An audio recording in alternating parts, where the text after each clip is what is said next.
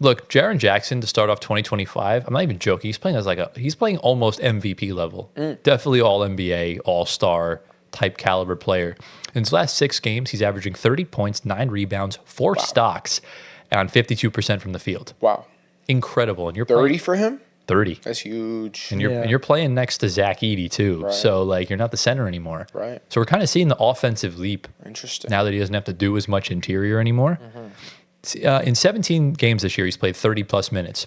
In those 30-plus minute games, he's averaging 26 points, 7.5 rebounds, 3 assists, 4 stocks as well, on 53% from the field, on 18.5 attempts a game, Wow. which is ridiculously efficient, Yeah. 40.5% from behind the arc on 5 attempts a game, Wow. which is just insane. And the other night was the first time in his career that he's played 34 minutes or more in 3 straight games. Wow. So Okay, man. He's doing it. He'd fall apart under Tom Thibodeau. Oh, yeah. He's so Without a doubt. But this season, he's averaging more points, more rebounds, more steals, more blocks, and shooting better from the field and from 3 than Ja Morant. Yeah. He's also shooting better from the field than Anthony Edwards this year, and is shooting better from the field and better from 3 than Devin Booker. Well, better from 3 is one thing. Yeah. But from the field, you would expect a big guy to shoot better from the field. That's true, but Ant's more of an interior scorer when he's not jacking up threes. Yeah. So thought it was a cool stat. Okay. And in their game against Dallas, I think it was on like Thursday. It was like Thursday or Friday. He had 35 points that night. 20 of them came in isolation. That's impressive. So he's maybe developing some of a bag, Very impressive. For a Yeah. big guy. Yeah. So obviously, Antoine, I know you're pretty high on the Grizzlies. Outside of Jaren Jackson being due to break out, just what are sort of your general thoughts on what he could do for this Grizzlies team that's currently second in the West right now and could easily make a playoff run? Listen, Memphis, these guys have a team with depth for days, as we always emphasize. But the 2 stars of this team, of course, is Ja and Jaren Jackson. And when these 2 are cohesive together, this could be a very scary Memphis team, along with their other pieces they have. Triple J, we've all known for being on injury report for a lot of his career right now. But this year, it's been a whole different story. I love the player. I love his game. Top 5 pick, of course, as well. And, he's lighting it up. I love to see him play well. He's a really good player. Rising star, should be all-star, hopefully, if not this year, the year after. But the numbers look amazing. Of course, he's leading the team right now in scoring behind Ja. Ahead of Ja, actually, by like 2 points. And, Ja and him are the 1-2 of this team. These are the building blocks right now, the young guys that they drafted high, of course, with Zach Edey, which will come on later on. You have Desmond Bane there as well. But the reason why Memphis is top 2 right now is because of Triple J, Ja, and then the whole rest of the team that's breaking out with behind them. Jalen Wells, Santi Aldama, Scottie Pippen Jr., Zach Edey. I can go on and on about their young guys. Yeah. But those guys are more young. You want the production of Triple J and Ja to be consistent right now because they already are proven for this team. The bench guys that come off the bench and help, they're going to only get better from there. But we've seen Triple J's peak, which is right now, I think this is the best he can ever be for his position and his stature. That's fair. If he keeps it up, it's a perennial all-star level. He could always get better with his game, but if he's playing the 4 with Edey at the 5, Edey's going to be getting a lot of those rebounds majority of the time. Triple J can work on more of a scoring and assist game with Ja as well.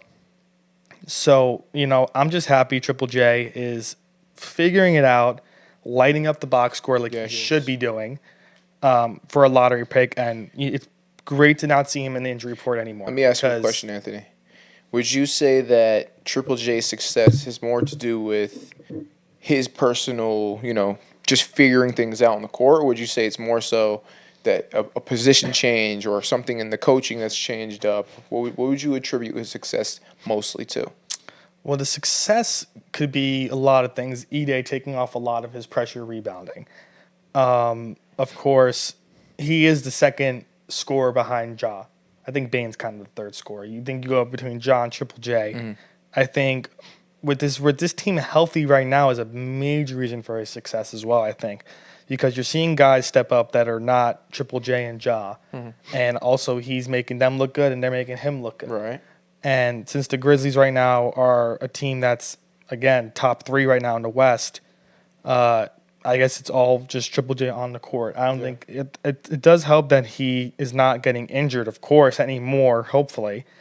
And, he's finally going to be playing on the court with Ja at the same time together as well, because we've not seen that in recent years. Right. So, it's all about cohesiveness with these guys and chemistry, and they've built it up this year, and they needed it because, like I said, Memphis was my win to win the NBA Cup, but of course they didn't. But they were still in my top 3, 4, I think, in the preseason rankings for the West. I think you had them 5th. Were they 5th? Yeah. I don't remember. Okay. But they were somewhere in the low road game playoff. But it's crazy because this hasn't been a particularly good Ja year. No. And the fact that they're second in the West is crazy. But, Gio, does that give you concerns for the playoffs? Do you think Jaren Jackson's getting hot at the wrong time? And if Ja can't get it going, what do you see playoff long-term wise for this team? Can you take the Grizzlies seriously? I don't know, man. They really have to prove it to me first in the playoffs. Right. So I don't know if I can really bet on them right now. And like I said previously, I don't bet. But figuratively, I can't bet on them yet because I really have to see it in the playoffs. Right. I can give you some context if you need. Sure. So obviously they beat the Warriors in the play-in, back when it first started. They lost to, I keep forgetting who the one seed that year was. It was the Jazz. They lost to the Jazz in 2021. Right, I remember that. They beat the Wolves, who were inexperienced. That was Ant's second year. And then, or it was either his second or his third. Then you lose to Golden State. Series they could have easily won, but mentally they were not with it. Right. The Warriors' experience ousted them. Then they got the 2 seed in 2023. Again, the experience of the Lakers really carried through. And then last year didn't make the playoffs because everyone got hurt. So that's essentially been the Grizzlies in the playoffs. Right. Now, here's the thing. Ja Morant, he's one of those guys that can have a bad game, but when it matters, he can turn it up. Yeah. So I'm not really concerned about Ja. Okay. I'm more so concerned about the team and if they're able to level up when playoff time comes around, because everything gets tighter when playoffs come around. Defense gets tighter. Everything's a lot harder. There's no space. You know what I mean? So if Ja can really rally up the guys and become that leader that we all expect him to be, I think the Grizzlies will be okay. Okay. But fair assessment.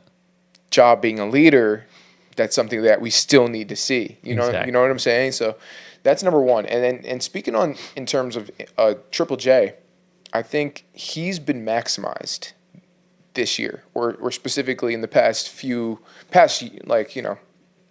to 10 games or so. He's being maximized. And so we really can see the full potential of what he can do. And so I'm excited for him. Yeah. For sure. I think he's got some good years ahead. I'm getting Cat power forward vibes in Minnesota, but he can actually defend. He's won a DPOY as a center too. So that's something we'll see.